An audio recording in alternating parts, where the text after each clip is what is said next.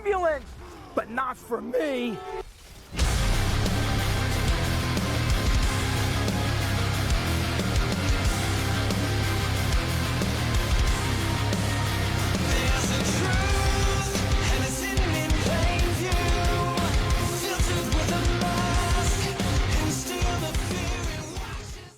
Yo guys, what is up? Master in Diablo 4 video, and today we're going over my Bleed Whirlwind Barbarian build. Now, all of the footage for this video is recorded after the Barbarian nerfs. I think Bleed Whirlwind Barbarian is still the strongest build, even after the nerfs. I've worked really hard on this build to give it a lot of survivability, really good group damage, single target damage. It's really fast. This build blasts through Nightmare dungeons. I'm clearing Nightmare 40 dungeons.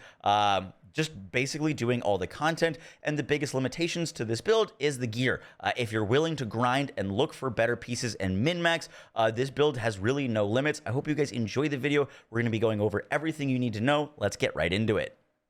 Now let's go over gear specifics. So to start us off, on my helmet, the #1 stat priority to me is cooldown reduction. We've got a bunch of cooldowns on this build, and the closer they are to being 100% uptime, the better the build feels. Now, on this, I've got Lucky Hit, up to a 35% chance to gain Fortify whenever you deal direct damage while berserking. Note, this is quite a low roll of Fortify. I'd love to get higher, but Fortify is a great defensive layer for Barbarian. We're able to generate Fortify relatively easily, and when we have Fortify, we get a ton of damage reduction. Not only do we get the 10% base damage reduction, but we're stacking up on our gear damage reduction while fortified, and even later, we'll get even more damage while we're fortified. So really important to be generating Fortify, and this is my favorite aspect to do so on. Next up, I've got a chest plate on. On your chest plate, you're looking for +2 ranks to or ranks into your challenging shout. This is the defensive or damage reduction shout that just got nerfed, so it's even more important to find like points into that. On top of that, I've got damage reduction to close enemies and damage reduction from enemies that are bleeding and increased damage. This is kind of a god roll chest piece to me, but most important thing is those plus ranks to challenging shout and then damage reduction on top. On this, I've got increased armor whenever we deal any form of damage. This stacks up so fast when you're doing a Bleed Whirlwind build, so 45% more armor for us is a no-brainer. Next up, on my gauntlets, the biggest thing you're looking for is Whirlwind ranks. Whirlwind ranks will increase the base damage of your Whirlwind, which is super important because all of your damage multipliers are going to be pulling from that. The only other stat that is a big priority on here is critical strike chance, which is really great. And I've got Whirlwind periodically pulls enemies to you. The pull pulls enemies that aren't near your Whirlwind into your Whirlwind. It just feels really good to use. It's really satisfying to see all the enemies drag, and it's just efficient. You're not going to need this too much when you're clearing lower level content, but when you're clearing higher level content and you've got a bunch of big elites, you can just pull them all together and delete them. It's so satisfying. Next up, we're using the Temerity pants. These pants, whenever an effect heals us beyond 100% life, which is all the time on this build, we get a barrier. Now, the reason the barrier is nice is because it's an extra layer of health bar or protection on top of our fortify, on top of our health. So we've got triple layers of defense on this build, and we're able to use damage multipliers when we have a barrier. Note, this is a unique, and I didn't start using this until way later. And the pants that I was using before that looked like this. These pants are great. I've got life on them, armor, damage reduction while fortified, damage reduction from close enemies, and the legendary aspect that I was using is you heal life per close enemy. This is a really nice thing just to keep you alive. It does fall off a little bit later and the barrier becomes stronger, but you're looking for life and just damage reduction on your pants, I think, is the most important thing. Next up, we've got our boot slot. Now, boots, the #1 priority to me is movement speed. If you can get movement speed plus movement speed after killing an elite, the build starts to zoom. You'll be flying between elites. You kill them, it'll give you a movement speed boost. You fly to the next elite, movement speed boost. It's really great. You can get fury cost reduction on boots. I haven't found that yet, so prioritizing movement speed for me. Next up, we've got the legendary aspect. Direct damage against bleeding enemies has a 28% chance to stun them.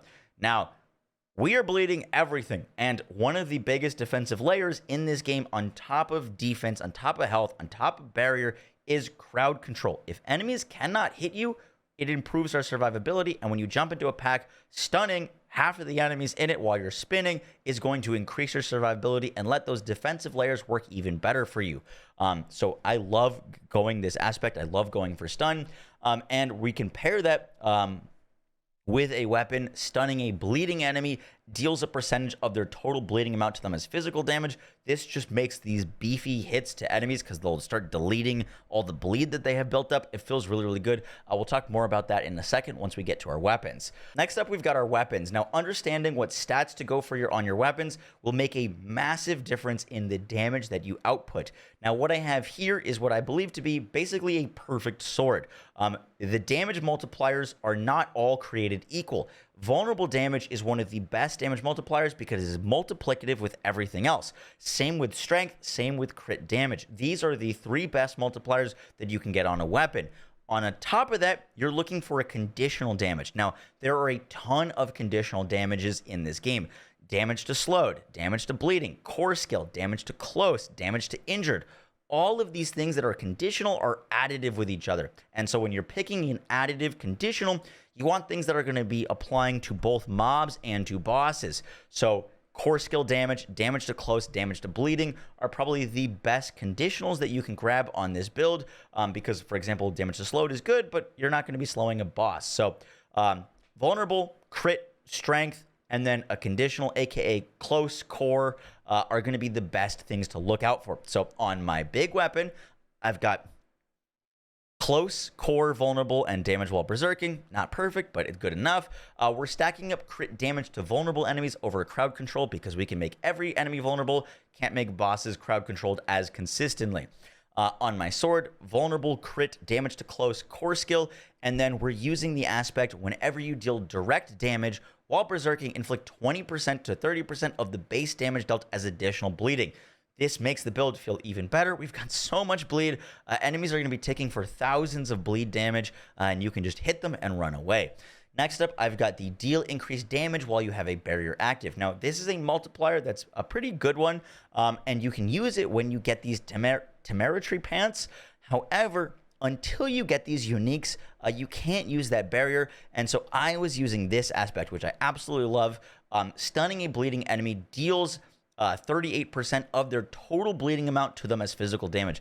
This synergizes so well with all of our bleed that we're dealing direct damage as bleeding enemies, and whenever we deal damage to a bleeding enemy, we have a chance to stun them.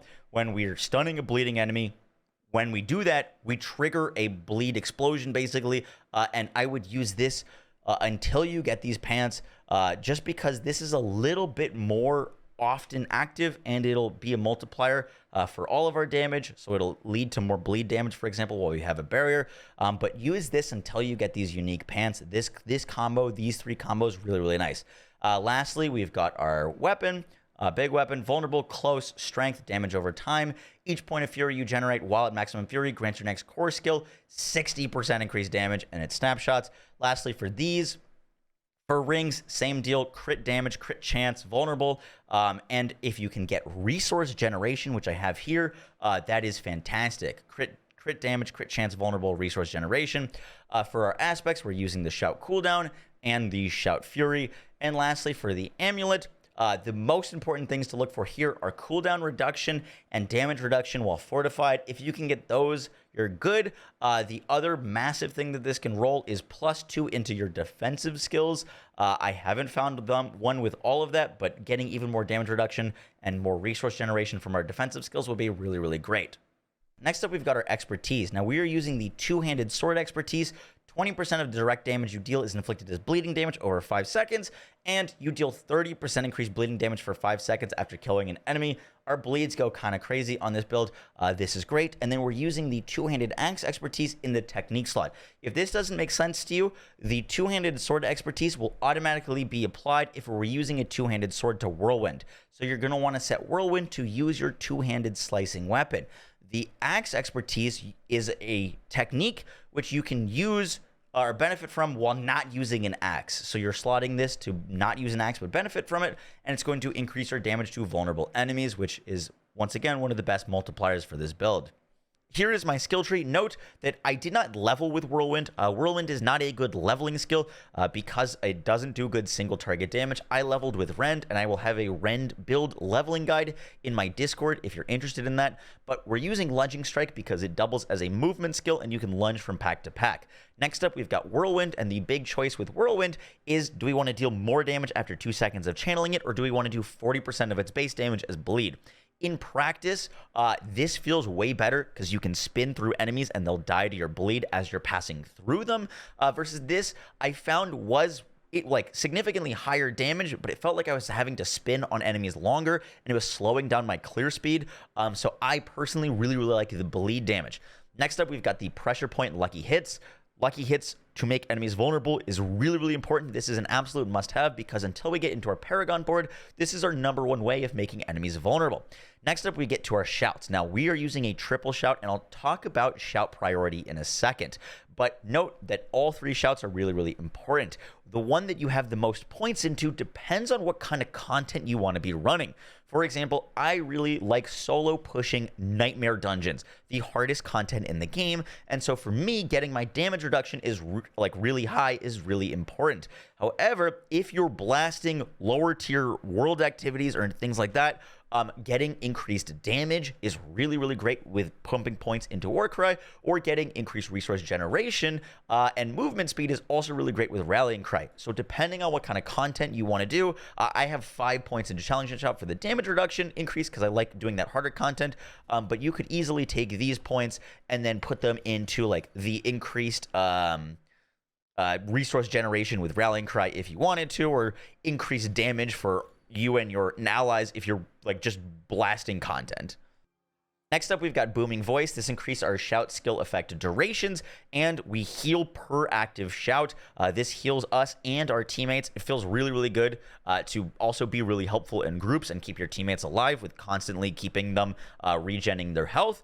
And then we grab over here, while Berserking, Fury generation is increased by 18%. When we cast Warcry, we get Berserking for 4 seconds, and that is going to increase our Fury generation. Feels really good there.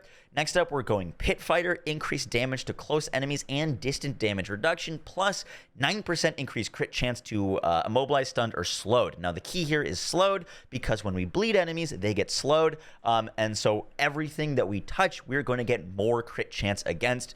Then we go over here to get Fortify amount, but mainly, while you have Fortify for over 50% of your maximum life, you deal 12% increased damage. That is another big damage multiplier for us.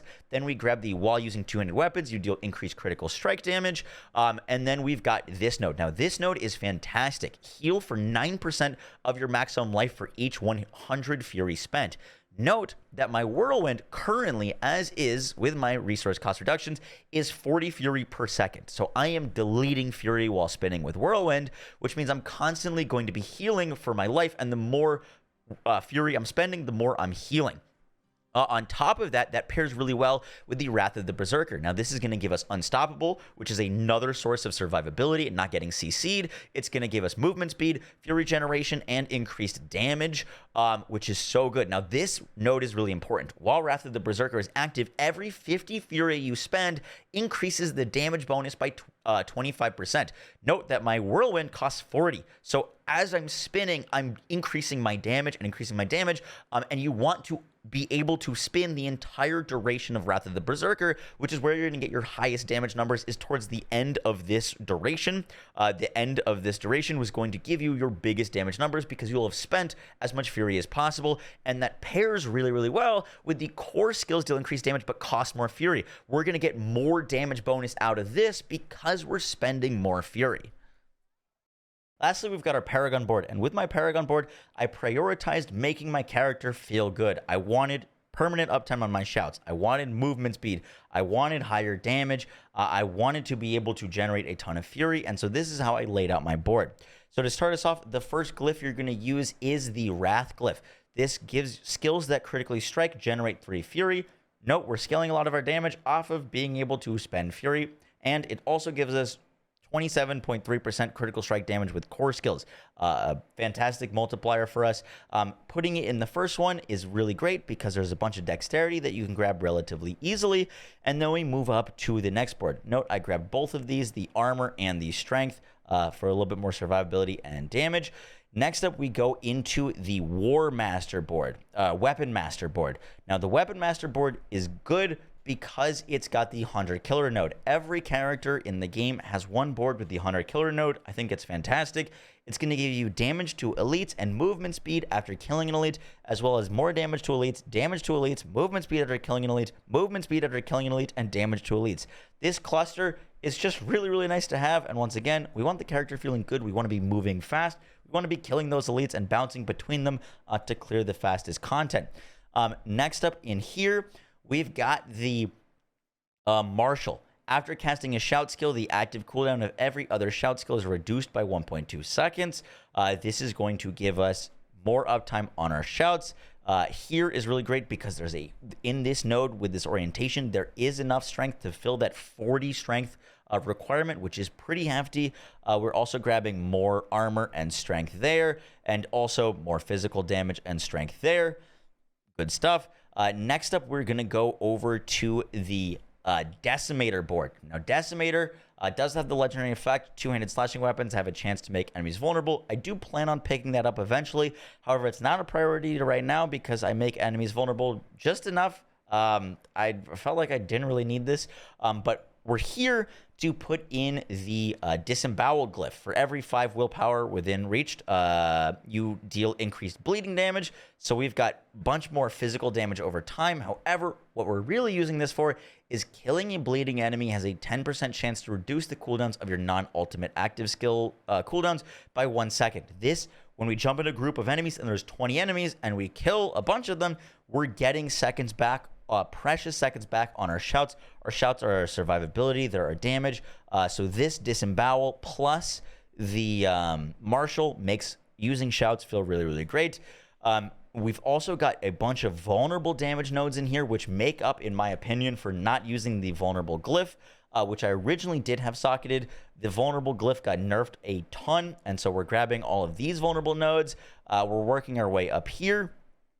We can also go grab these vulnerable damage nodes, which is going to be fantastic. However, I am working my way up to the Warbringer node eventually. I don't have that quite yet because I haven't done my renown, but for every 75 fury you spend, gain 12% of your maximum life as fortify.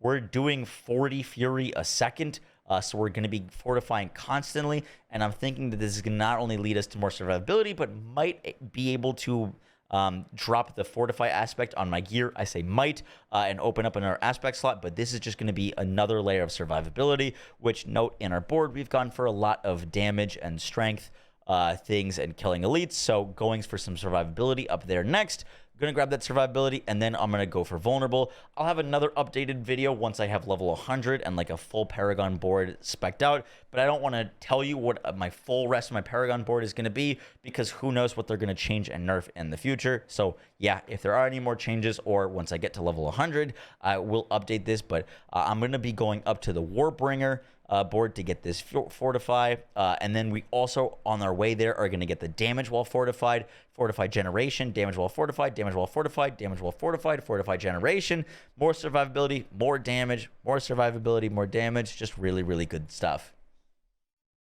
Guys, that is going to do it for the video. I hope you enjoyed. It is currently 6:31 in the morning here, so I'm going to go to bed. If you haven't subscribed, most of my viewers are not subscribed to the channel. It really, really helps me out. I hope you appreciated the video. I am live, twitch.tv/Moxie, literally every day. I'll be streaming some Diablo. If you got any questions, you want to show some support, I hope this video was helpful. I will have a skill tree for this full build in the Discord if you want a written form of it to look up as a reference while you're leveling and while you're playing. I hope this video did the trick, and freaking Whirlwind Barb just is so good. It's so fantastic. And I'll catch y'all in the next one, guys. Take care. Peace.